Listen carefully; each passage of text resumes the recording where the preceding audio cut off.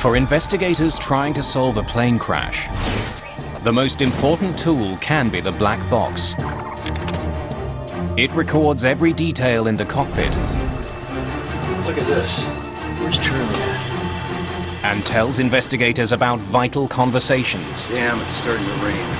Northwest 255, runway 3 center, clear for takeoff.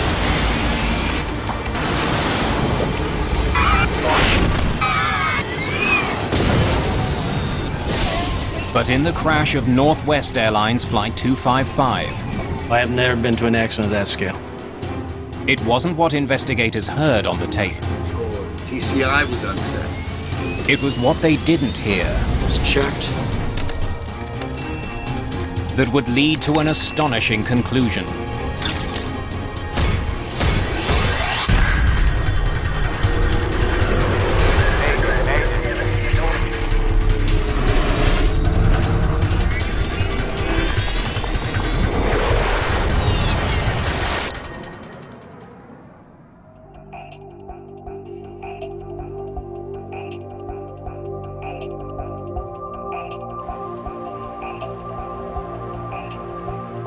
Detroit, Michigan, August the 16th, 1987. It's 8 p.m. and the city is sweltering. 25 kilometers from downtown, Detroit Metropolitan Airport is one of the busiest airports in the United States. More than 1,100 airplanes use its 4 runways each day. Today, one of those is Northwest Airlines Flight 255, bound for Phoenix, Arizona. Captain John Mouse is in command. A Las Vegas native, 57-year-old Mouse is a veteran pilot. His first officer is 35-year-old David Dodds of Galena, Illinois. Why don't you tell them we're ready to go? Both have years of experience on this type of aircraft. The MD-80 is also known as the Super 80 and is the second generation of the DC-9.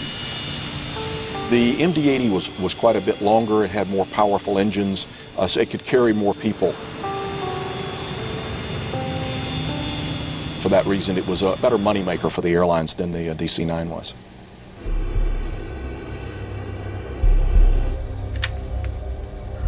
Look at this. The sky between Detroit and Phoenix is filled with storms. Several are moving quickly towards the airport. There's a line here. For the crew, it's been a long day. About 25 miles wide. Well, if we get out of here pretty quick, we won't have a delay. They've already flown from Minneapolis, Minnesota, to Saginaw, Michigan, and then Detroit. Phoenix is their next stop on the way to Santa Ana, California.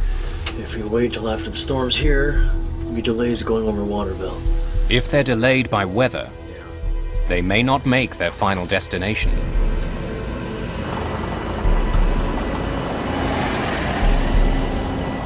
Let's get out of here before it starts raining.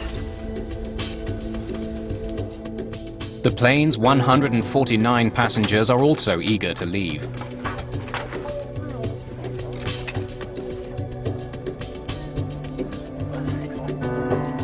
Paula Sheehan and her family have been visiting relatives. They're heading home to Arizona. Her daughter Cecilia is only 4 years old. Looks like bags are all in. Why don't you tell them we're ready to go? Ram 255 and Delta 50. Flight 255 is running half an hour late. Northwest 255, clear to go. Okay, we're cleared to push. Let's do the checklist. Brakes, Set. windshield heat. It's on. Push the pumps. Unit 6. Cabin pressure controller, checked. Auxiliary hydraulic pumps and pressure, on and checked. Yeah. It's starting to rain. To beat the storms, they need to leave immediately. Sight beacons. Go on. Before start checklist is complete. Flight 255 begins moving from the gate to the runway. Northwest 255. But because of the weather, Northwest 255, now exit at Charlie runway 3 center. the ground controller gives them a last-minute runway change.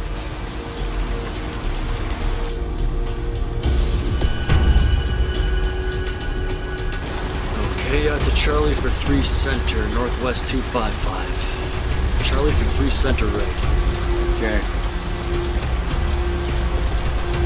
Ladies and gentlemen, we're currently number 1 for departure.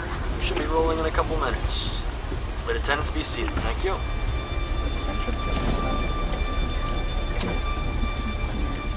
Blacker than hell out there. Where's Charlie at?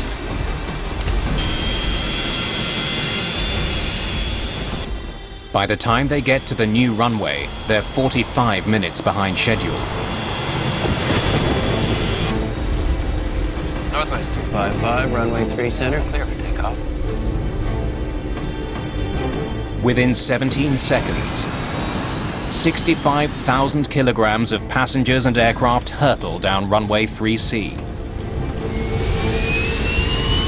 But moments before liftoff, Mouse discovers he can't engage the auto throttle.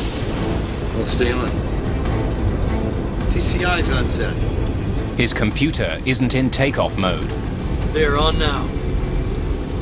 Okay. Clamp. 100 knots.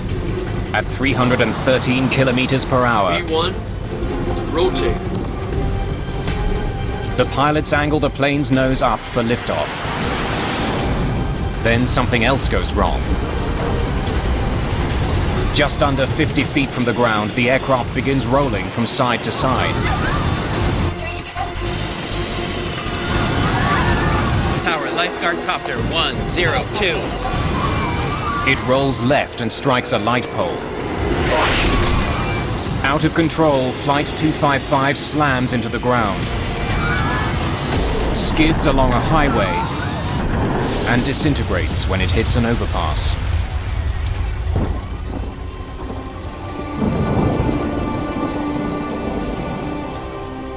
I prayed that everybody made it, but I thought it was just a small plane because it happened so quickly. I didn't know it was a bigger plane, and it was just awful. Saw the plane come through the viaducts, a big fireball.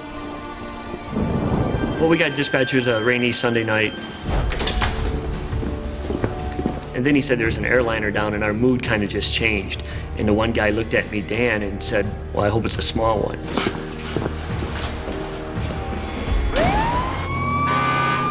When we pulled up, we saw the cockpit and the word West written on the fuselage, and we looked at each other, and he said, it looks like a big one. There's a trail of scorched bodies and debris more than a kilometer long.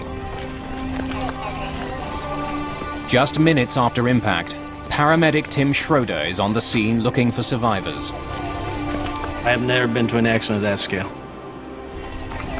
We were struck by the magnitude of what we were seeing, the large scale of it. It was almost overwhelming. From the little that's left of Flight 255, it is unlikely they'll find anyone alive. And I buddied up with Dan, and we both started entering the wreckage. It was probably a minute went by, and Dan actually heard a noise. He asked me a couple times, do I hear anything? And I said no. And then finally I heard it, and it was more like a faint cry. When I turned my head to the right, I saw an arm underneath the seat. 1, 2, 3, lift!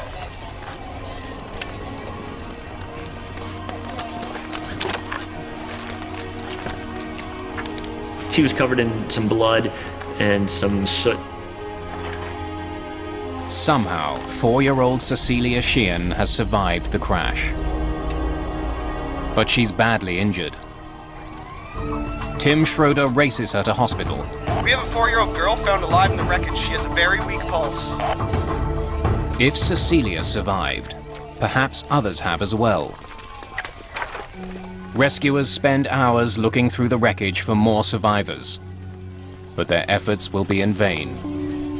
We actually covered anything that was a body or a body part with a yellow blanket. It was just nothing but like a sea of yellow blankets, basically. Northwest Airlines said 154 passengers and crew aboard the plane died in the crash. Both Captain Mouse and First Officer Dodds are killed in the crash. 2 other people died when their cars were hit by the plane. This is the second deadliest airplane disaster in US history.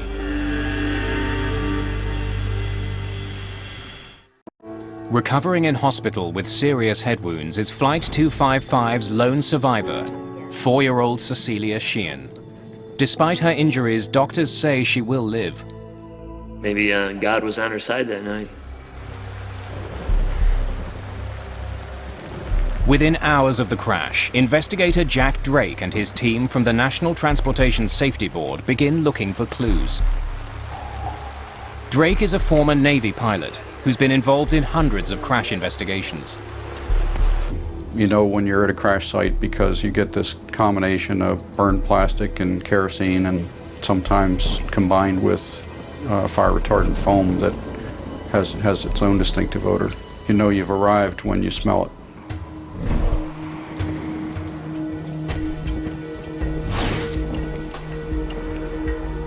Drake and his team treat the crash site like a crime scene. Our team consisted of 12 or 13 specialists, some of whom go to the site and some of whom do their work elsewhere. They set out to examine every piece of wreckage to discover what went wrong. They have responsibilities for looking at different parts of the wreckage debris and do qualitative analysis of those parts. We always look for the recorders first. They're frequently referred to as black boxes, although they're usually orange. The information is usually well protected because they're encased in a steel box that is both heat resistant and crash resistant. Since the 1960s, commercial jetliners have been required to carry flight data and voice recorders. The CVR was first introduced in Australia following the 1960 crash of a Fokker F-27. The devices must be able to withstand an impact of 3,400 Gs and temperatures as high as 1,100 degrees Celsius.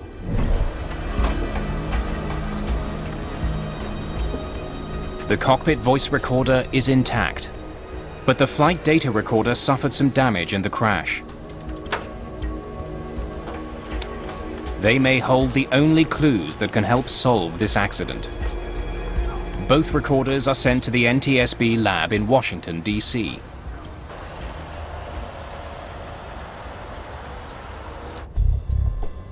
John Clark is Drake's flight performance engineer. His first task is to make a map of the debris left behind by Flight 255. When I first started seeing the wreckage, your mind immediately starts turning to sorting out where it hit, how it hit, not where the wreckage ended up, but those first few inches where the airplane was coming down. Clark looks for ground scars and other impact marks, and interviews witnesses to piece together where the plane fell and how. And that kind of gives you a sense of those last moments, what the airplane was doing when it hit the ground. Clark begins to understand the final moments of Flight 255. According to witnesses, as it lifted off, it couldn't climb and flew in a nose-high position. B1. Rotate. That could indicate that the plane didn't have enough power to get off the ground, that it didn't have enough speed, or that high winds prevented it from lifting off. Witnesses provide investigators with a critical clue. You saw fire coming from the engine. Several, including an air traffic controller, saw flames coming from the plane's engine before the crash. Damn.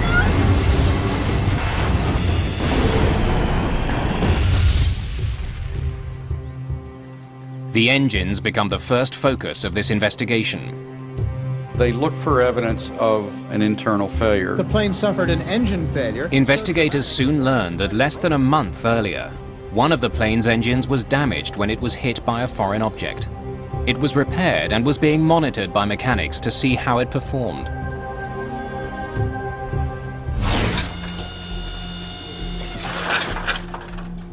The team studies the remains of the engine for clues that it had either caught fire or shut down on takeoff. Despite what the witnesses saw, they find no evidence of fire or of a massive breakdown. The information suggested that the engine operation had been normal. Clamp, 100 knots. The flames were the result of the fuel tank rupturing after the plane hit a light pole. The fire didn't cause the crash. If Drake and his team are to solve this mystery, they need to be certain about what happened in the last few seconds before Flight 255 crashed. Well, I think probably the best physical evidence is what was on the flight data recorder. The flight data recorder doesn't tell you about weather, it tells you about aircraft parameters, aircraft performance essentially second by second, even at quarter-second intervals in some parameters. But NTSB technicians can't recover all the information from the recorder. They send it to the manufacturer to see if they can recover the lost data.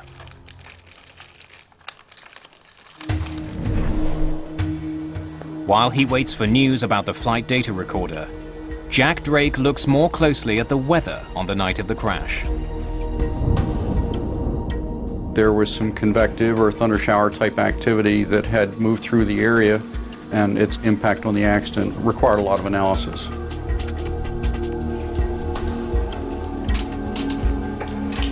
Drake wonders how the storm affected Flight 255. He listens to the cockpit voice recorder for clues. He discovers the menacing weather was a concern to the crew. Let's get out of here before it starts raining. Jesus, look at this. Drake sees that there were several storms along the flight path, and they were getting closer to Detroit. There's a line here, and a line between these two, and another one here about 25 miles wide. Thunderstorms can create a very dangerous threat to pilots. Since there was severe weather in the area, we always worry about microbursts. Microbursts occur when columns of air shoot down to Earth. As a plane passes through, winds batter it from all directions, making it difficult to control.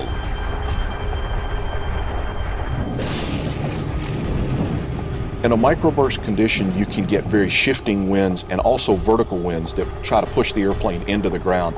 So you can get loss of airspeed, a very rapid rise in airspeed, and then also actually push the airplane toward the ground. And it requires very aggressive flying on the part of the flight crew. This unusual weather condition had killed before. In 1985, a microburst brought down a Delta Airlines flight in Dallas, killing 137 people.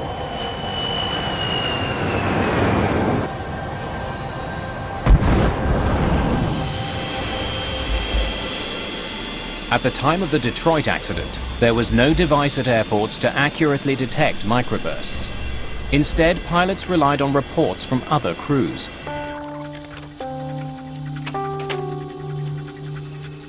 Jack Drake discovers that 27 minutes before liftoff, Captain Mouse and First Officer Dodds received such a warning.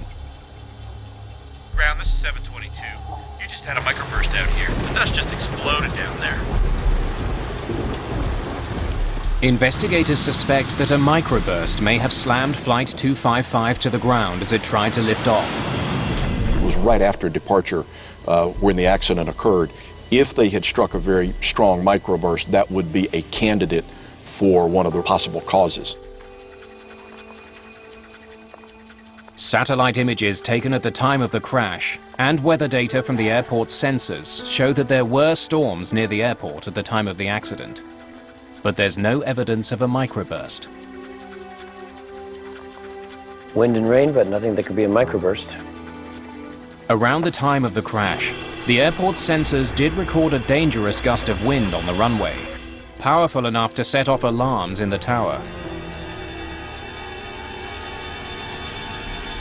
Upon further investigation, Drake discovers that Flight 255 was still at the gate at the time of that alarm. So the winds couldn't have brought the plane down. Sign beacons. But they did have a huge effect on Captain Mouse's flight plan. The crew's pre-flight dispatch package stated that they would take off from runway 21 left. But with the sudden change of wind direction, ground control sends Flight 255 to runway 3C, the shortest of 3 available runways. Northwest 255, now exit at Charlie runway 3 center.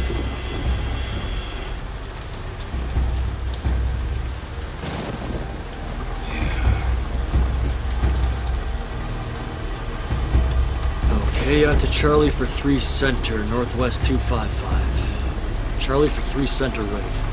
Okay. Controllers try to have planes take off into the wind.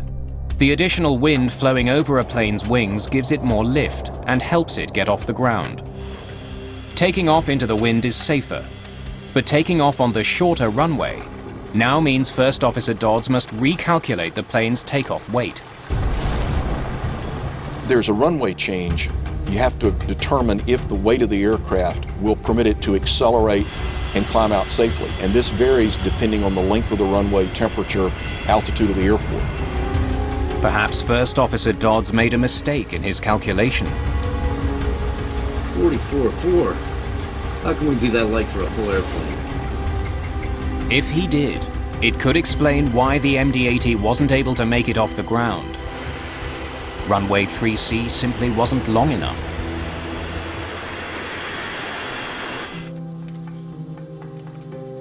Using calculations based on average weight of luggage and passengers on board, Drake's team confirmed Dodd's estimate. The plane weighed 144,047 pounds, well below the allowable limit for runway 3C. It should have been able to get off the ground. Drake's investigation has hit another dead end. He and his team are running out of possibilities. Until technicians can decode the damaged flight data recorder, the team must rely on the physical evidence that's been found at the crash site. But when investigators study the cockpit's center console, they're forced to consider an almost unimaginable cause.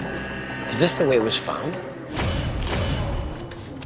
To get the plane off the ground, the flaps on the wings should have been extended to the 11-degree position. But the way the flap handle is damaged suggests the plane's flaps were retracted when it crashed. The pin had left a mark. This happens because the aircraft comes to a very sudden stop and the handle jangles around, and it's a metal-to-metal contact that's exaggerated by the impact. Well, stay on. That indicator was that the flaps were 0 or fully retracted, and the slats were retracted as well.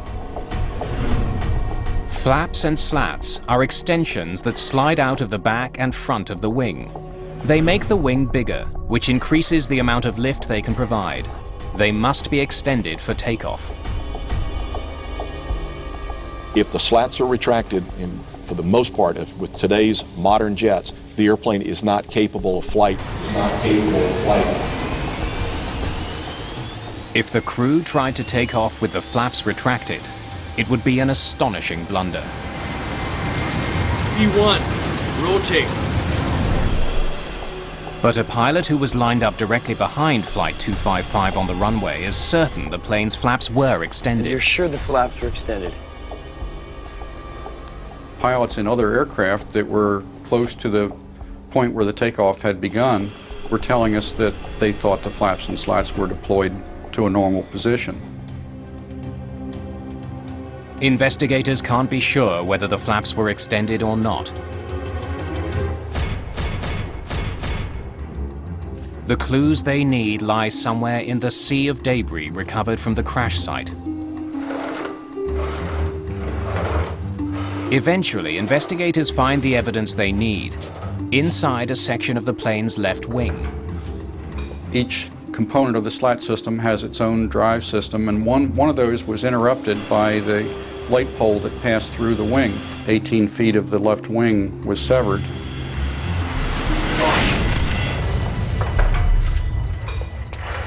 The cable controlling the slats was sliced in two when the wing hit the light pole. Based on where the cable was cut, investigators can tell whether the slats and flaps were extended or retracted.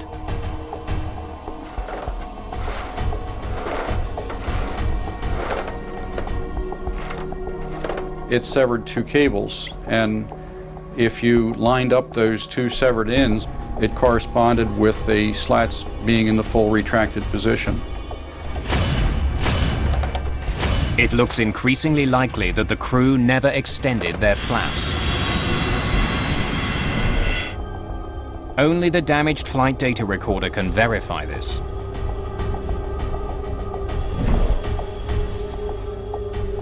Fortunately, technicians have finally been able to rescue all its data. A digital history of Flight 255's performance until the moment of impact. I knew that if we had a good recorder, we were going to get data back. The flight data recorders in combination give you that time history that goes together with the physical evidence or physical damage. As expected, the FDR confirms what the evidence has been showing investigators.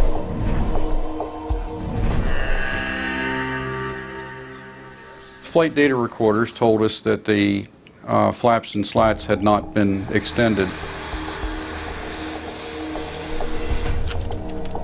It's a major breakthrough. Drake now knows what brought down Flight 255. But the flight data recorder doesn't answer a more troubling question. So, why weren't the flaps deployed? For some reason, a seasoned crew forgot one of the most basic steps involved in getting an airplane off the ground.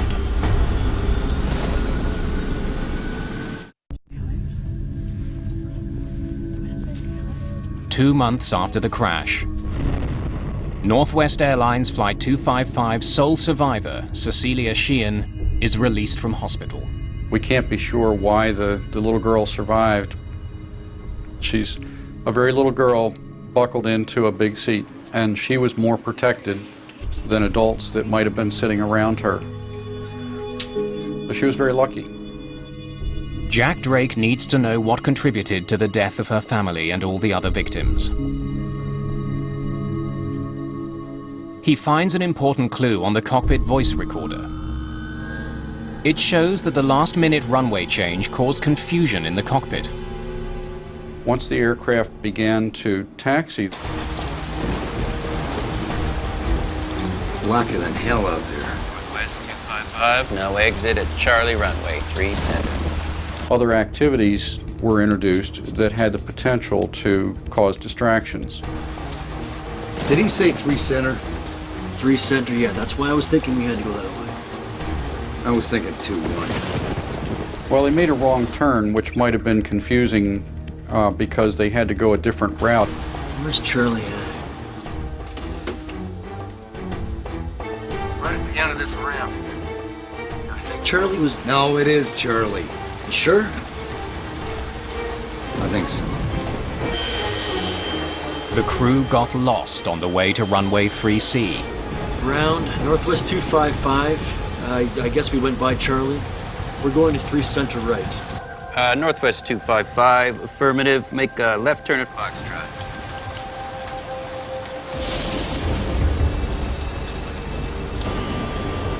They finally got to the runway 45 minutes late. Ladies and gentlemen, we're currently number 1 for departure. Should be rolling in a couple of minutes. Flight attendants, be seated. Thank you.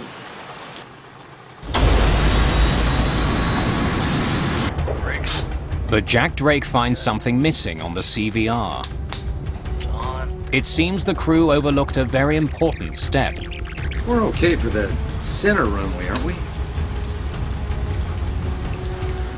Before they got lost, The crew of Flight 255 performed a number of checklists, but possibly due to the confusion of the runway change, they seem to have completely neglected the taxi checklist.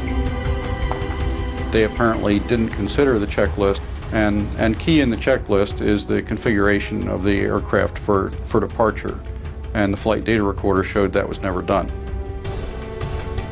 There are hundreds of small steps for a crew to take to get a passenger jet off the ground. Most of them are covered by checklists. The checklist is a means by which you ensure that important items are positioned or done properly. Transponder. Instead of doing it by memory and having the possibility of a lapse of memory. Flight crews use a very rigorous and regimented procedure of following the checklist. Verify that each switch, each dial, each lever is in the proper position before taking the runway for departure. The first item on the taxi checklist is flaps. One of the things that would have been included in their checklist was to configure the slats and flaps for low-speed flight. But because they didn't run the checklist, the crew never set their flaps to the takeoff position. I think Charlie was... No, it is Charlie. You sure? I think so. They hadn't done this checklist at the time they normally would, and as the activities piled up that were potential distractions, they were further and further away from the point at which they would normally perform that function. Their mindset was probably that they had completed it. The pilots got an indication that their plane wasn't properly configured. During takeoff, they couldn't activate the auto throttle because their computer wasn't in takeoff mode. Another step covered by the taxi checklist. Won't stay on. TCI's on set. This should have alerted them that they didn't perform the checklist. If it had occurred to them at that point that we might have missed something else on the checklist, that could have led to a rejected takeoff. They're on now. 100 knots. Okay. Apparently that didn't happen, and so the takeoff was continued. With disastrous results.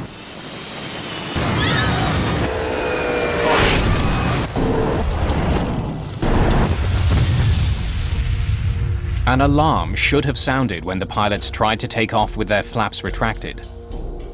But for some reason, investigators can't hear it on the cockpit voice recorder. When it activates, it alerts the crew that the aircraft is not in a configuration that's safe for takeoff. Maybe it went off, but we just can't hear it. The investigation team is determined to find out why the takeoff warning didn't sound. Technicians analyze the cockpit voice recorder for more clues. And they find something unusual. They picked up some enunciations on the CVR that were not correct. Stall. Stall. This warning is alerting the crew that the plane is about to stall. But it should be coming from two speakers in the cockpit. Stall. Technicians notice it's only coming from one. Stall. Stall. As the airplane lifted off, there was a stall warning, and it has a typical characteristic of a sound like stall all, because there are two enunciations, and the purpose of that is to provide redundancy. But that redundancy wasn't there. We had a single stall.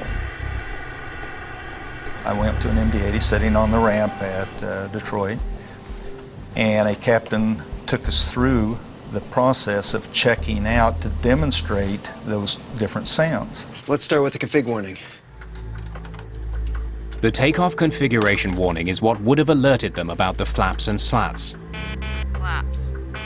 Slats. Flaps. Can we get the stall warning to sound? Stall all. Stall all.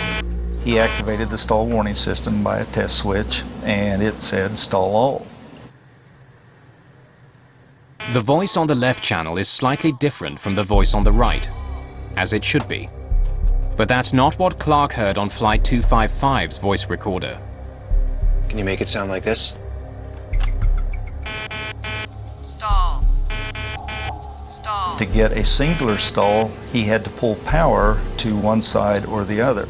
And one way he demonstrated that is he pulled the P40 circuit breaker. A circuit breaker is the electrical switch that protects the circuit from damage caused by overload. The P40 circuit breaker is an important one in this investigation. It handled both the failed takeoff warning and the stall warning systems. What struck me was, he said, I hear people doing it. I, of course, don't do it myself, but let me show you how. And he reached around behind him, around behind the seat and down low and pulled the P40 circuit breaker without looking. And then when he ran the stall warning system, we got the singular stall. Stall. Stall. It's a major clue. Clark could only reproduce the strange-sounding stall warning by pulling the same circuit breaker that's connected to the takeoff warning. This tells investigators that the breaker was tripped when Flight 255 tried to take off. Then John Clark notices something else about the P40 circuit breaker. You could see smudge marks around the decals on each side of the circuit breaker. It looked like finger marks where oil had built up and dirt and grime over the years. So it told me that that circuit breaker was being used routinely by a lot of pilots. Can you tell me why that is so worn?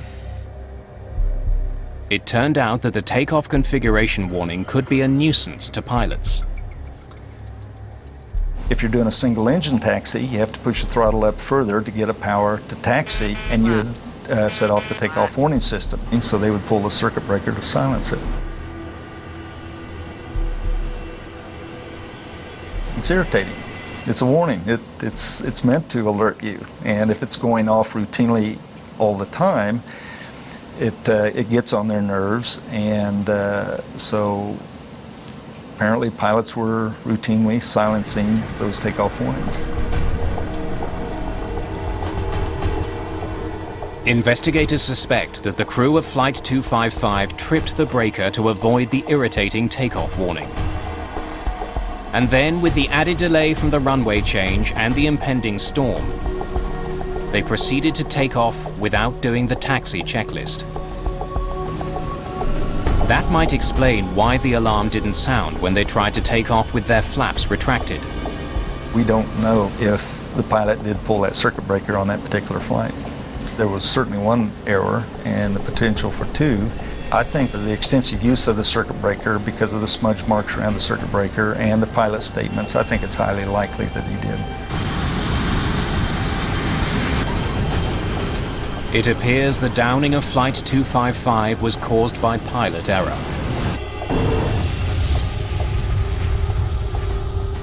Now investigators can accurately piece together what happened that night in Detroit. But it would take another shocking accident for the airline industry to learn its lesson.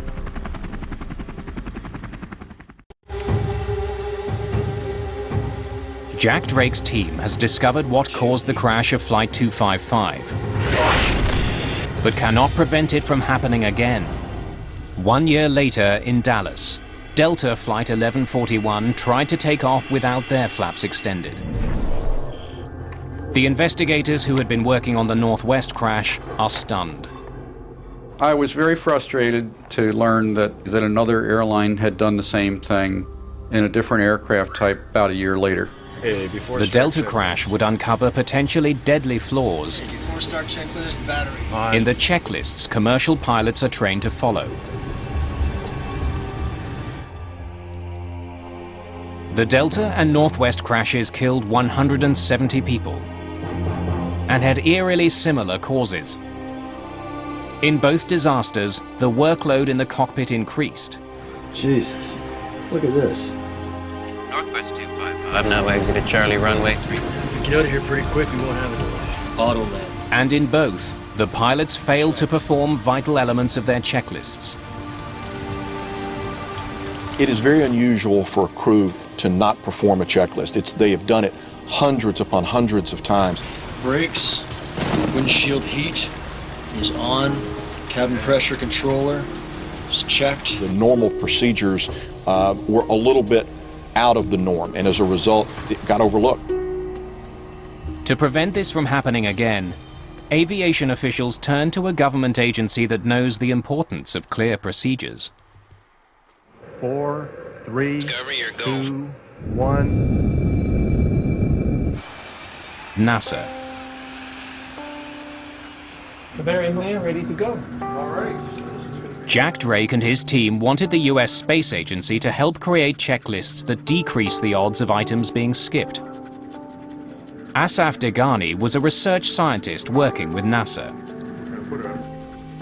After the accident, he took on the project of improving a flight crew's pre-takeoff procedure. We looked for any research that was done on checklists or procedures in general, and in fact we couldn't find anything. So Degani had to start from scratch. But there are dozens of different checklists to examine. Most of the ones on Flight 255 were printed on a single card. They listed the tasks the crew had to carry out, but didn't give them a way to keep track of what was and what wasn't done. At the time of the Northwest crash, there were several types of mechanical checklists in use. The US Air Force used a scrolling checklist. Once a checklist item is completed, the pilot scrolls to the next one. American Airlines used a system that allowed pilots to cover up completed items with a plastic slide, so only the non-completed items would be displayed. Asaf Degani set out to see firsthand how pilots were using checklists. He wanted to make it less likely for them to make mistakes. He sat in cockpits and observed 42 different crews in action. Degani concluded that many checklists were badly designed. There's a certain flow by which you go about checking things, and the idea is to prevent a case where you're doing one thing here, one thing there. Checklist should have a certain flow, which is a logical flow, and not one which is kind of random. And they're ready, and they're going through there. Degani also found a much more serious problem with checklists. If pilots are interrupted, they sometimes forget where they left off. Transponder. Checked and on. And there's many cases where people would do A, B, C, D, E, an air traffic call would come, they'd have to respond to it, and that's an interrupt. Northwest 255, now exited Charlie runway 3 center. It will go back to the checklist and skip a certain item and continue on the list, assuming that the whole list was done. People were very concerned about that. To ensure no steps are missed, airlines train their pilots to return to the top of a checklist following the interruption and start over. Again, Asaf Degani sees a problem. And we found that if checklists are very, very long and meticulous, that's overburdening the crew, and they sometimes would not want to start again from the beginning. To address the problem, Degani suggests changes across the airline industry.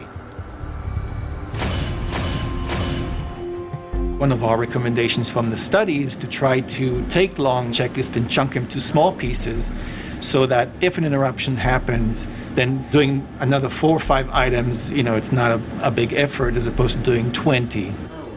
Degani even made recommendations about the typeface that airlines use, so they can be more easily read by pilots.